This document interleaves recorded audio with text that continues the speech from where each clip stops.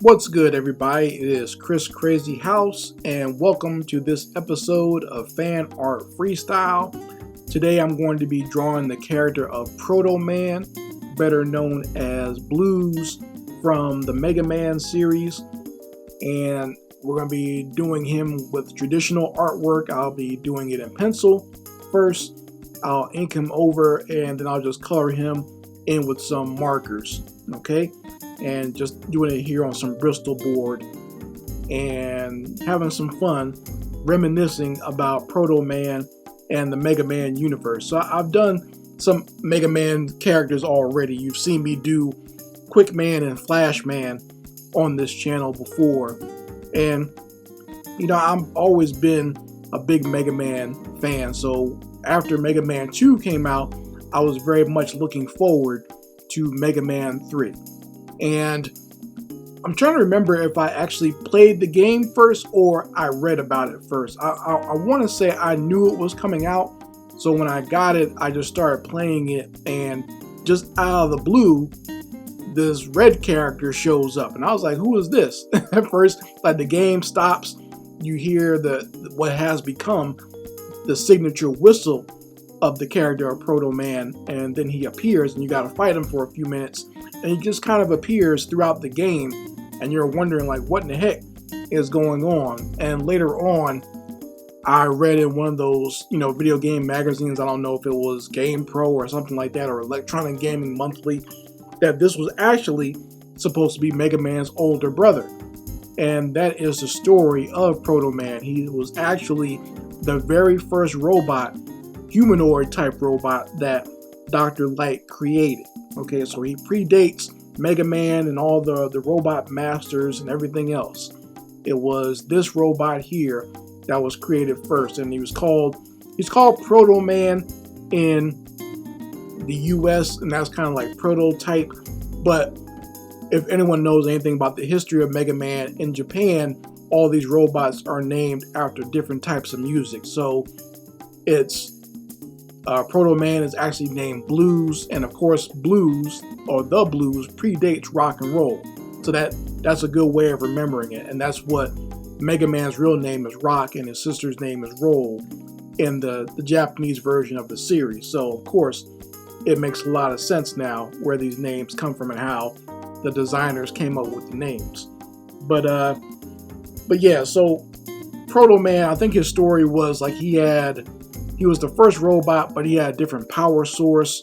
So his power source was eventually going to run out, and he wouldn't be able to live as long. So Dr. Light was going to fix him and give him a different power source, but he felt that was going to mess around with his personality. He wanted to stay himself. He wanted to be himself. He didn't want anyone messing with his personality. The character's always been known as being very rebellious. So he dipped out and eventually was found by Dr. Wily.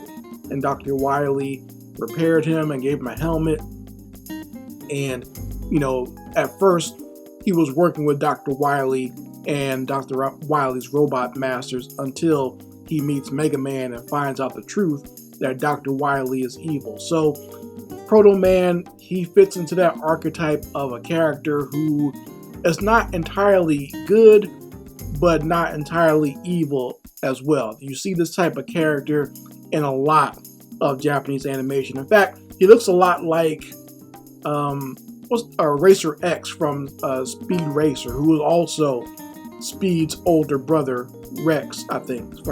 It's hard for me to remember all the names from the original Speed Racer. It's been a long time since I watched it, but yeah, it almost has the same story. And I think that was actually even in the original Power Rangers, the Japanese version, before it was moved over here, where the Red and Green Ranger were actually related, but they changed it when they brought it over here. So once again, this is something that is not new as far as the storytelling in a lot of Japanese animation and a lot of their content.